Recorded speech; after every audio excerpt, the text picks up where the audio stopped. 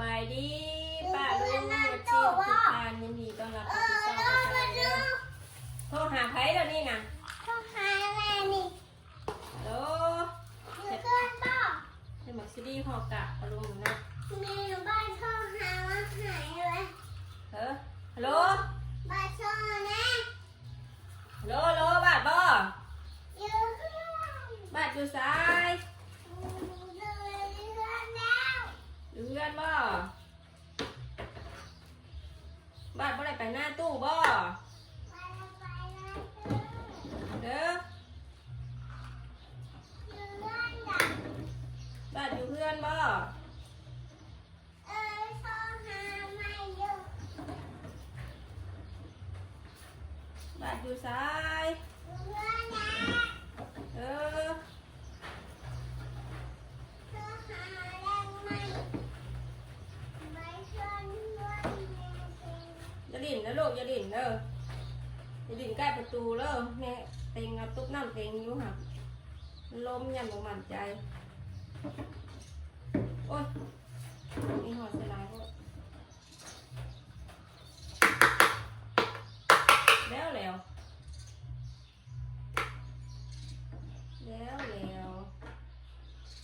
เต็ง แม่โทรหาบ้านไม่เลย เออ โทรหาบ้านแม่แม่ บาดเอ้ยอยู่ใส่เด้ ตึ๊ดตึ๊ดบ้านโทรหาไม่เลย น้องวาสนาเอ้ยอยู่ใส่เด้น้องวาสนา อยู่เพื่อน ไปหน้าตู้แล้วบ่ เล่นไปนั่งตู้ ตอนแดงว่าไปหน้าตู้นะบ่ดอก เล่นไปนั่งตู้เลย อืม อยู่เพื่อนจ้ะ พอดตู้บ่ไปหน้าตู้นะ ปาวันข้างตู้ตู้เมื่อบ้านอยู่ อืม เมื่อบ้านอยู่ตู้เมื่อพีดอแล้ว หืม เมื่อพีดอแล้ว ผีใช้หรอกหรอก ตู้เมื่อพีดอเลยตู้เมื่อเพื่อนของตู้เมื่อเพื่อนหน้าเหมือนเพื่อนเพื่อนเหมือนตู้ไร อืม เด็กเอาออกมาดีเข้าคนขอเอาของก่อน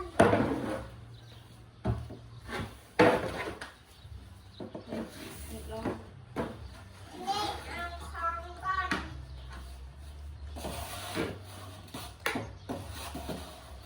เด็กเอาของก่อน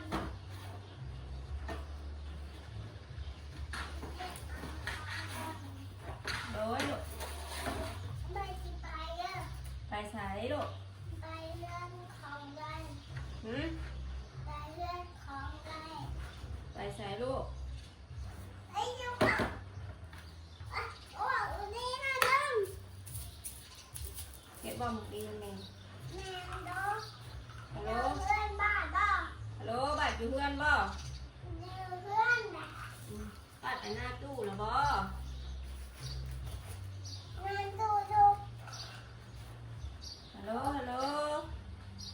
ปัดหนาเอ้ยอยู่เพื่อนบ่หรือไปหน้าตู้แล้วบ่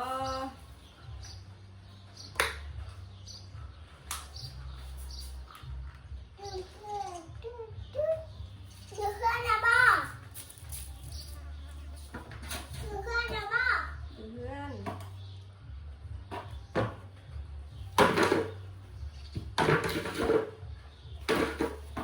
ยายกูหลูกเสียงดังกูเปียกแน่นะ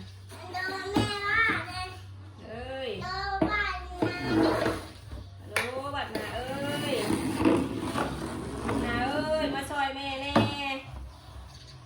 มาเห็ดผักสะดีหอกกาบซอยแม่จอยแน่ ว้าแม่เห็ดเองนะ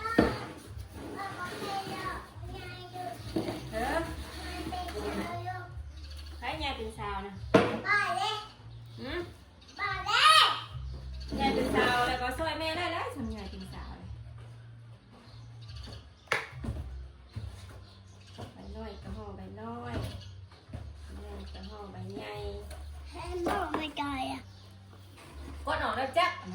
บอกก่อนอ่อนดอก ฮะ บอกก่อนเป็นเรื่องดอกบอกก่อนเอาไปชื่อ เฮ็ดกบกล้องแม่เด้อเห็นยังปั้นเพื่อนบ่เดี๋ยวนี้นะบ่ดอกเฮ็ดกวดเสียงดังเป๊กๆอยู่นะว่าลูกว่าเสียงอย่างนี้บ่แหละบ่เฮ็ดลูกบ่เฮ็ดมันเพลงของแม่นะฮะ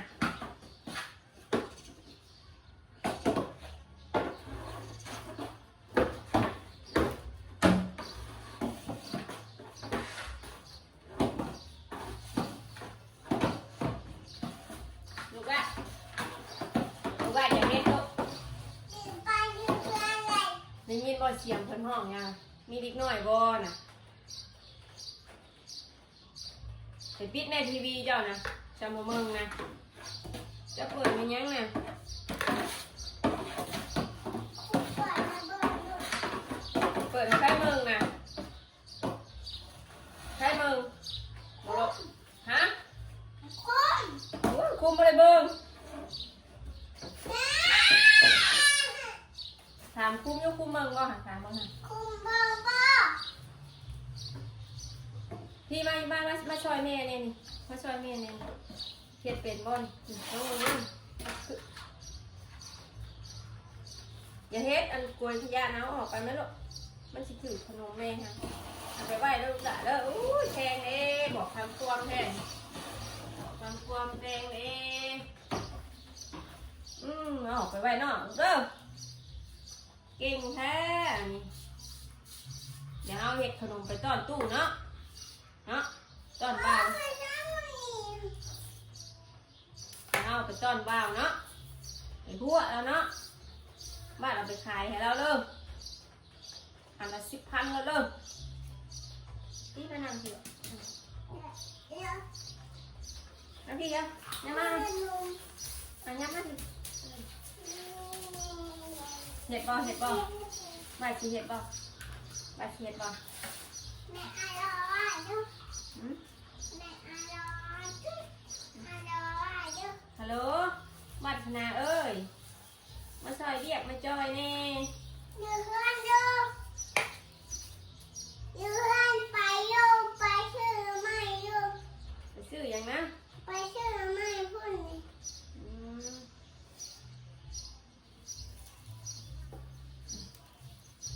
เห็นบ้านบ่แม่ เฮ้อ เห็นบ้านบ่ เห็ดบ้า เห็นบ้านคนบ่ พี่มานั่งสิเอามาแกะนี่ให้แม่นะแม่อยากกินเลยแกะแม่กินนะแม่ ไม่ขวัญหนูแก้ยังนี่ เดี๋ยวงอยรถนะลูกรถล่มนะรถคุ้มล่มนะ บ้านนี่ดอกอะไรดู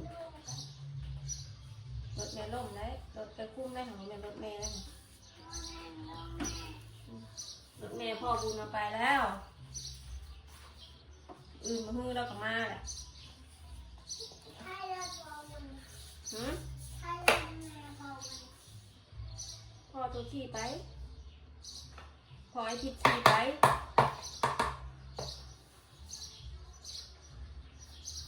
พ่อไอทิพย์ขี่ไปแล้ว แบบเป็นเอานี่เอาไป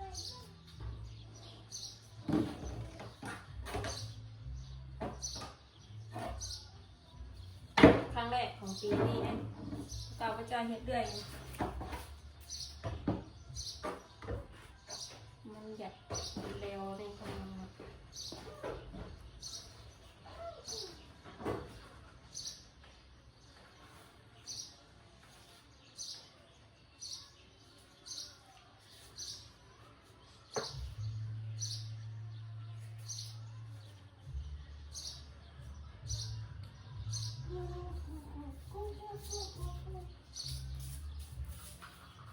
บ้านคืนยังบ้านบ้านคืนยัง แม่แห้งบ้านบ่ เออ แห้งบ้านหรือบ่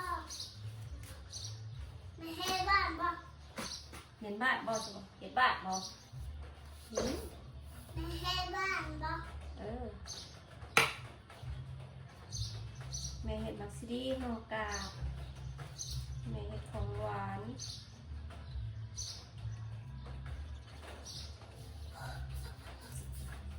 มักซิดีก็ถือแบบนั้นเลยซื้อมาเห็ดลองมันสองถุง15,000ถุงมากยังไง4 พัก5 พัก10,000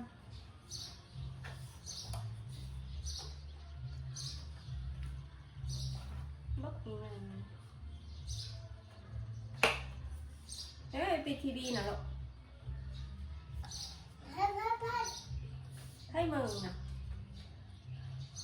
มึงมีใครมึง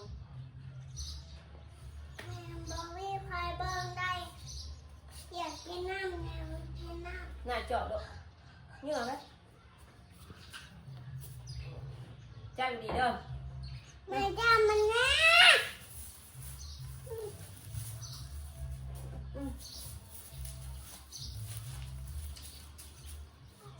นั่งลงเวลากินนะ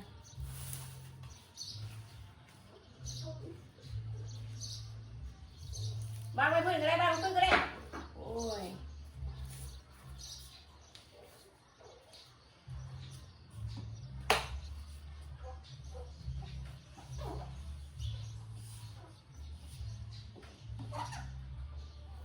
บางไปพื้นกันบ้านยังสีเอาอีกอยู่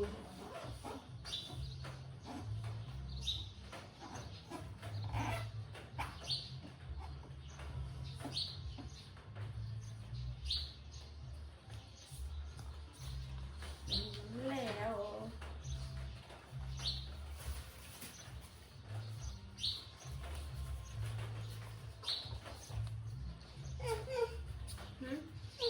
เป็นใจสินว่ามาพี่พี่ชายไปไซนี่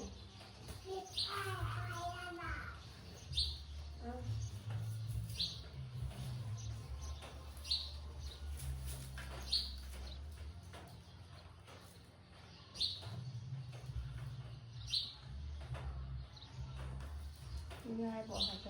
เมืองสีนั่นยังแม่ยังไม่มีเวลาไปมีรถไป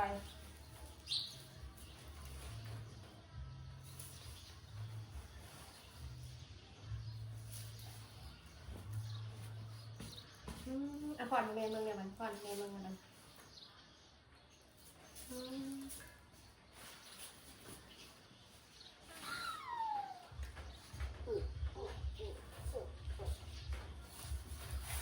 ก็อย่าไปนั่งรถพูดแม่หลบรถล่มนะรถล่ม แม่บ้านอยู่นี่นะเธอหาบ้านอยู่ ฮัลโหลบัดเอ้ยมาหาไม่จอยนี่ บ้านไปอะไรเด้อ มาหาไม่จอยนะกว่า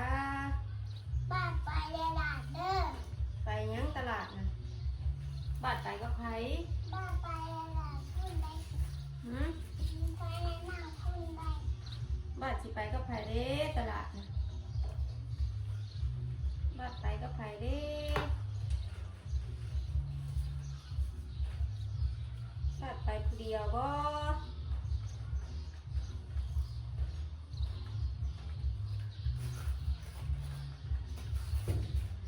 แต่มันมีอันนี้มันบ่พอกันสิเอามันไปตรงกล้วยหอมอันนี้ แม่บ้านมาแล้ว มาบ่ใช้มาแต่ละนะซื้อหนมมาต้อนแม่อยู่บ่ ชื่อตอนแม่ไม่อยู่ ชื่อตอนแม่ไม่อยู่ ซื้อหยังมาต้อนนะ ไม่เด้อ ซื้อแม่แซ่บๆอยู่บ่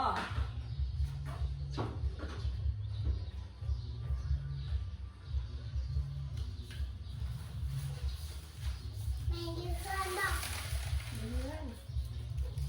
บ่ได้ไปไสลูกอยากไปไสอยากไปหน้าบ่ มาไปนะ ฮ้อนบ่ฮ้อนอยู่ไปอยู่เทิงไปนั่งใกล้พัดลมน้ำใบคุ้มไป ไม่ได้นะกิน เอามาพี่สิแก้ให้ ไม่รู้บ้าน หืม รู้มาอะไร ให้พี่สิแก้ให้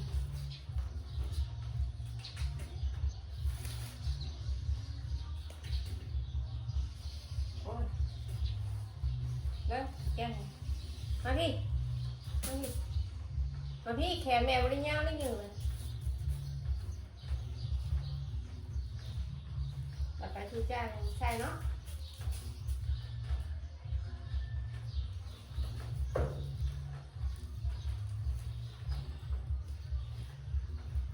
เอาไปไหว้กันมันสิเปื่อนแล้วทำพักก่อนใส่ไปไก่พะโล้ด้วยไว้ห่อนเถอะแดดแดงมันหอม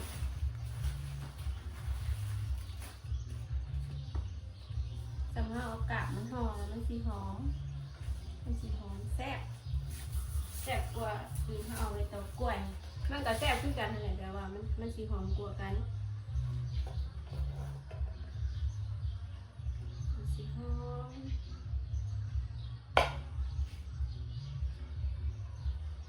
เอาใบมันหอมเวลาเขาหนึ่งหอมหอม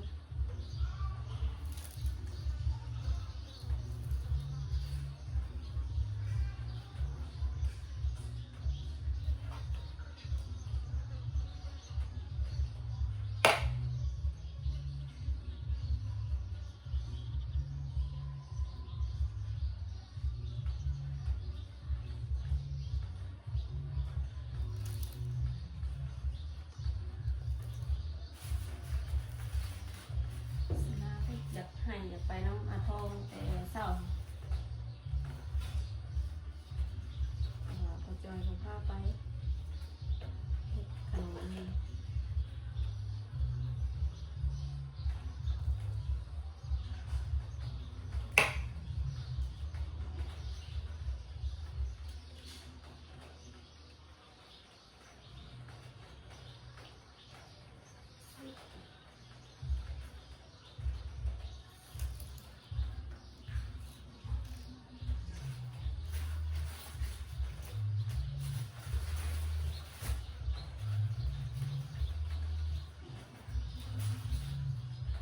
นี่ก็มีแต่ใบเนาะเวลาห่อมันอยากเป๊ะ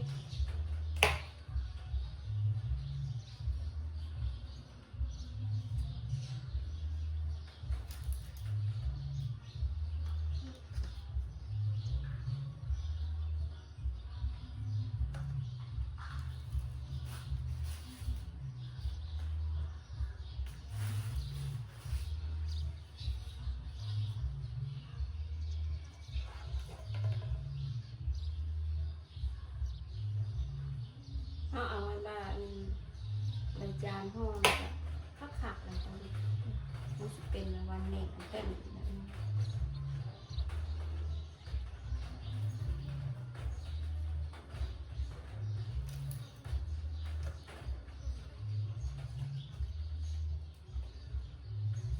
ลูกเอาอ่อนเลย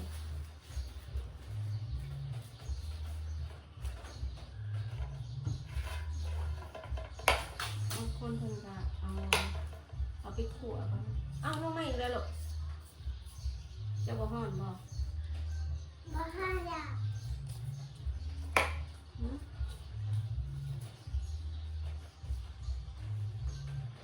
จำเจ้าลงมาจะปิดทีวีเปล่าแม่หรอก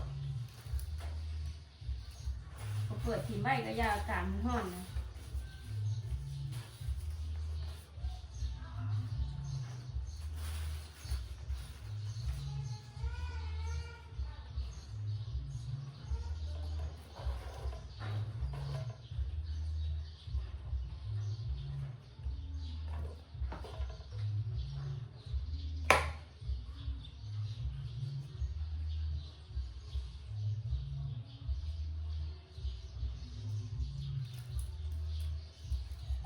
พี่น้องเนาะเดี๋ยวไปเมืองตอนมันสุกเนาะวัน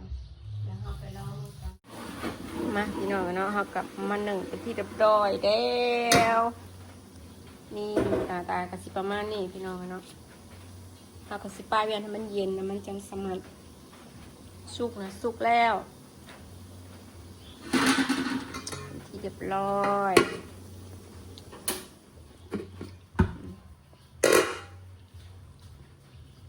รอให้มันเย็นนะมันสีนั่นพี่น้องมันสีกล้ามเนาะแต่มันห่อนเนี่ยมันเป๊ะ สุกเป็นที่เรียบร้อยปะนั่นนี่ลูกเห็นหยังไปลูกไปขึ้นเทิงไปมันยังคือเอาไม้กวาดขยะมาไว้ในทั่วเพื่อนแล้วนี่อันนี้ลูกเบิ้ลแนวดินแล้วบ่นี่บ่อย่าเฮ็ดไปห่อนเคือแตน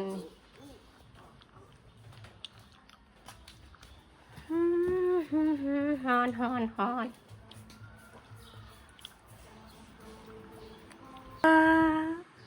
สียังนะมึงกระตุนพี